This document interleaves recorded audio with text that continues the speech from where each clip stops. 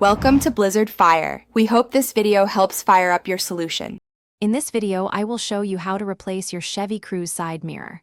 First, gather your tools: a Phillips head screwdriver, a flathead screwdriver, and a trim removal tool. Make sure you have the correct replacement mirror for your specific Cruze model. Working in a well-lit, safe area is crucial for this task. This guide will make the process straightforward and easy to follow. Now, let's get that old mirror off.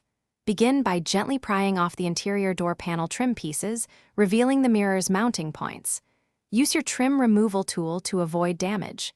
Next, locate and carefully unplug the electrical connector that powers the mirror's functions. Finally, unscrew the 3 mounting bolts that secure the old mirror to the door frame. Keep these bolts safe.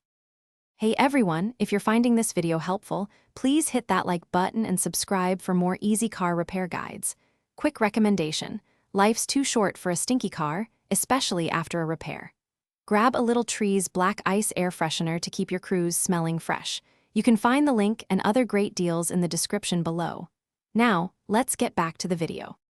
With the old mirror removed, it's time for the new one. Carefully position the new side mirror onto the door frame, aligning the bolt holes.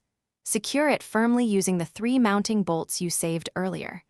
Reconnect the electrical wiring harness to the new mirror, ensuring a snug fit.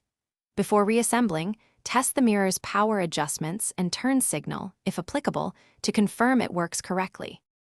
Almost done. Now, carefully reattach the interior door panel trim pieces, ensuring they snap back into place without forcing them. Double-check all connections and the mirror's mounting bolts to confirm everything is secure and tight. Finally, give your new mirror and the surrounding door area a good clean. This ensures a professional finish and confirms your successful replacement. Great job! Thanks for watching. If you found this helpful, don't forget to like and subscribe.